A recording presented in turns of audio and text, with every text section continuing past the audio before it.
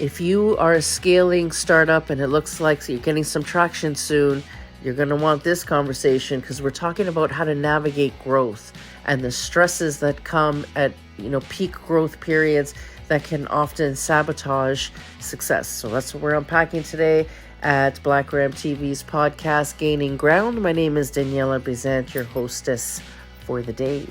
Okay, navigating growth. So Black Ram Media, we've been around a really long time, and a lot longer than even Black Ram's been around. So we've seen a lot of things over the years, and we've seen so many companies that get over the hardest part of business development, which is the grind at your startup phase.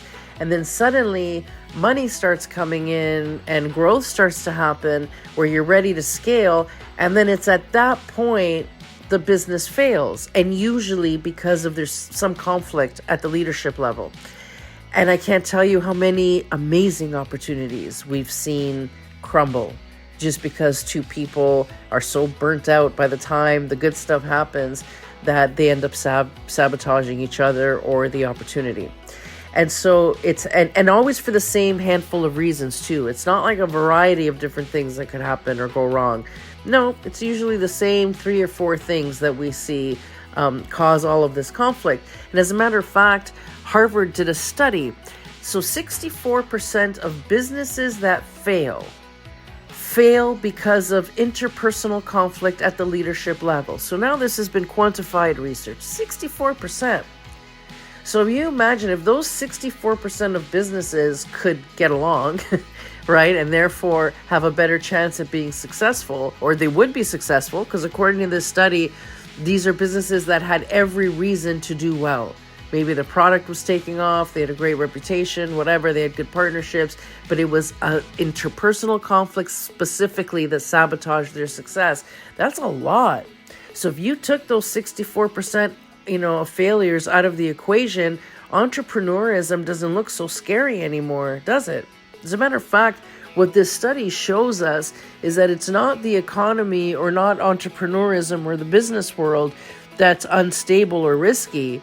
It's interpersonal relationships that are risky. And when you bring that into the business environment, the risk, is more to do with conflict that you're going to face and betrayals than actual business problems. So because we've seen this so many times, we actually wrote a handbook. And this handbook is called Navigating Growth, and it is to help, CEOs usually, but the major executive leadership team streamline its dynamics so that you can shift from scaling startup to actual full-blown, legit business, and how to build the team and organize the structure so that you're not tripping all over each other. Because in the beginning, when you're in the grind-up phase, everybody's doing a little bit of everything, and everybody's on every call, and you know what I mean? So then after a while, that's going to get old, and you'll start stepping on each other's toes, interfering, whatever. Nobody really knows who's in charge. Communications start to get crazy. So then that's when all these problems come up. It's right precisely at that minute. So this guidebook is to help get brands ready for that minute. Because let me tell you, sometimes success will come faster and bigger than you're prepared for. And you think, wow, well, who doesn't want that problem? Well, that problem could actually hurt your business. So if all of a sudden, you're getting opportunities and your business partners are afraid of them and don't want to pursue them. Or maybe you're getting opportunities and you guys are fighting over which opportunity to say yes to, right? So that those sort of things. So if you guys aren't on the same page, there's going to be a big problem. And day-to-day operations, the same thing happens. And a lot of the times it's ego issues, honestly. Because listen, you bring all your stuff to the business world. As a matter of fact, your business is a great way of finding out where your triggers are, right? And to see what about your personality needs to improve. So there's no better self-improvement program than opening a business. and running a business. But, not everybody is self-aware. So there may be, and you might not be self-aware. So there might be things happening on the team in some of your team members that, in the beginning are endearing, but when you're facing big clients or high stakes negotiations, could be very dangerous. And then again, there's that conflict. So today I'm going to tell you some stories. That's what we're doing today. We're storytelling. And these are things that I have personally witnessed. So either clients that I've had or, people I consulted for. This is stuff or businesses I was involved in. This is stuff I have personally witnessed. And we're going to start one that is kind of indirect witnessing.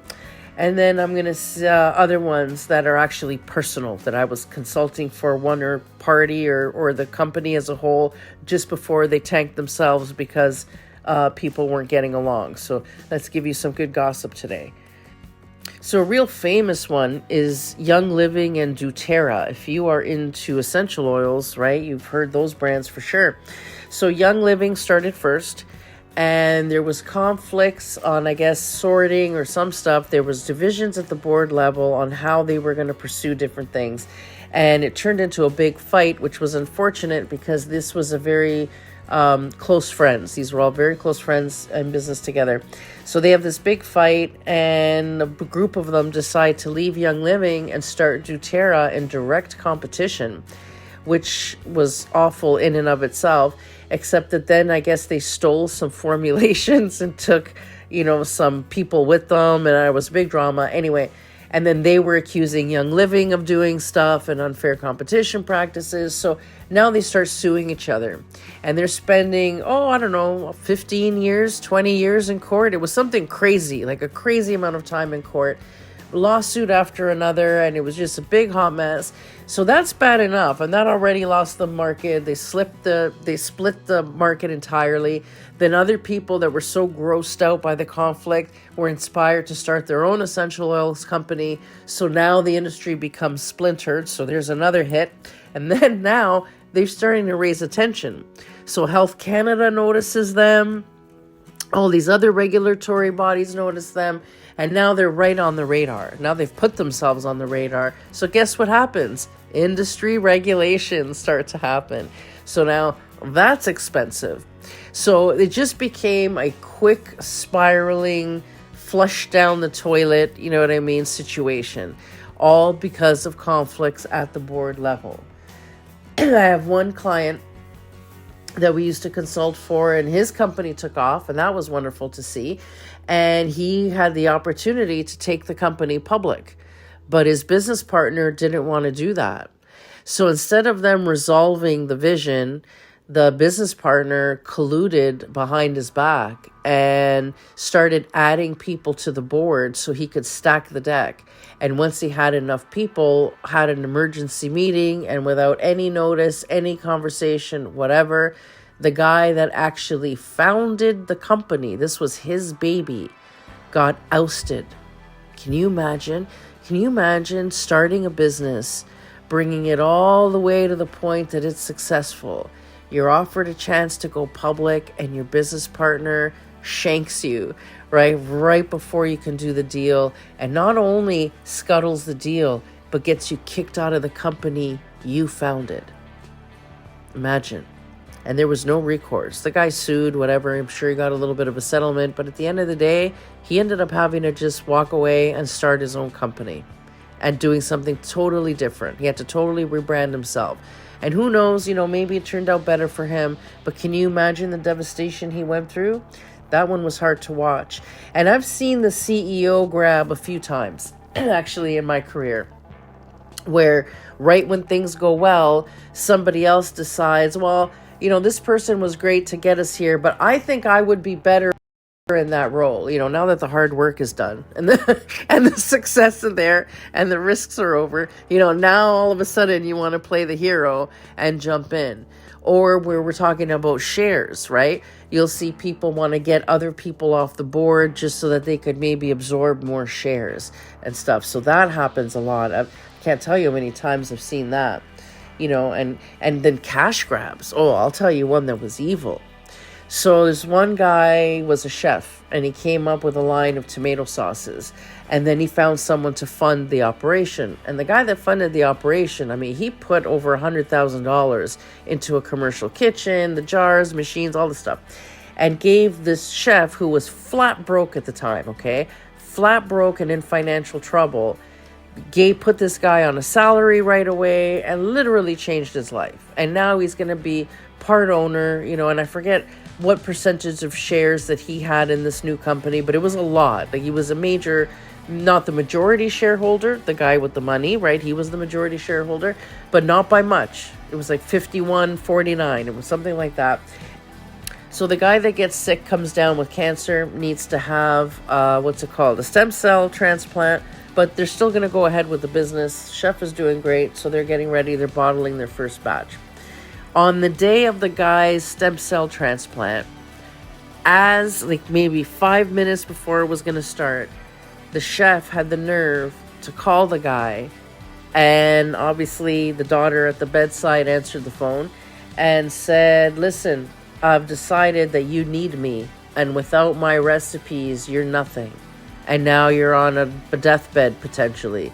So really, you need me. So if I don't become majority shareholder right now, I'm going to walk away." So anyway, the sick guy told him where to go, and the whole thing they shut it down. He could have just replaced the chef, you know what I mean, and put new recipes, but the guy that was sick was so sick, he wasn't even going to go there. And he was willing to walk away from $100,000 investment just on principle.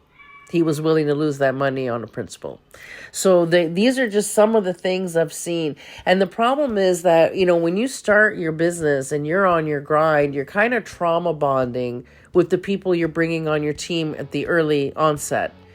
And also at the beginning of your company, when there's no money and it's all risk, there's only certain personality types that are even going to want to be in that situation to help you out. So you're just so desperate for anybody willing to lend a hand. I mean, you'll take all the help you can get.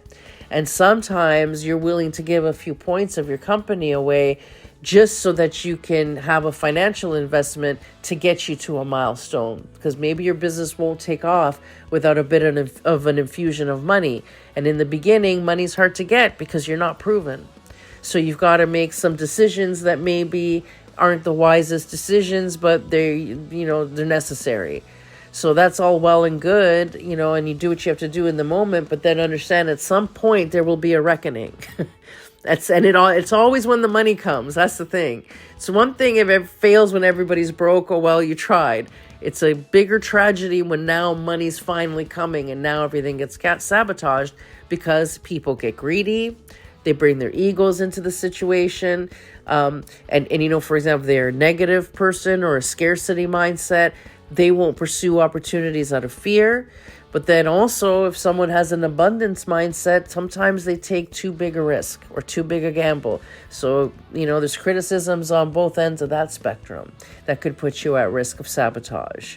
So this is why it's great, when you're at this point, to have a company like Black Ram Media on your team, because we help navigate these conflicts. Because look, it could get to the point that the damage is done. Like it was so traumatizing to get your company to a place of success that by the time you get there, you all hate each other, right? Which is why 64% of businesses will fail in that moment, right? According to Harvard.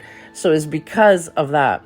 So if you know that this is a risk, right, and you see that, nerves are shot and everybody's snapping at each other, and this is where Black Ram comes in, and we help you define, and this is what this handbook does for you, by the way. It helps you define everybody's role and see where there's overlap or where there's conflict, and see if we can't iron that out, and see if we can't find you guys a deal, whether it is to help your company go public or one of your verticals public, or whether we sell your company, right? So we can position you to be able to do that, so that if you guys do have to leave the company, you're leaving the company rich. And that's everybody's goal, right? Is everybody walk away peacefully with no conflict, and the headline is that you guys got rich and not that you guys failed, right? So that's the outcome all the time. So if you want to see Navigating Growth, I'll put the link here somewhere for you to click on, and it'll take you right to it. And we made it really dirt cheap because honestly, we need our clients to thrive in order for us to make money off them. At the end of the day. So when we're seeing companies flounder because of stupid things like conflicts, that hurts us too, right? So if you're being very successful and, we get an opportunity to work with you so that we can get your company ready for a potential major capital raise or a potential sale, hey, right? We need you to be happy and your team really strong in order for that to happen, because the people that we bring to the table are very seasoned and they can smell conflict a mile away, and everybody's vying for their money. So they're looking for where can they put their money that's going to be the least amount of trouble and the least amount of drama. So they know that the Black Ram clients, I don't bring them to the table unless they're ready for this, because I know what it'll do to a team to all of a sudden have to be ready to scale very, very quickly, right? So I get that stress. So I don't bring them until they're ready. So to have us there is to help you get ready. And in the meantime, you can read that book. That little handbook, and it'll get your mind around the idea and the concepts. And then when you're ready for us to help get you there, we're here to help. Have a great day, everybody, and go get them.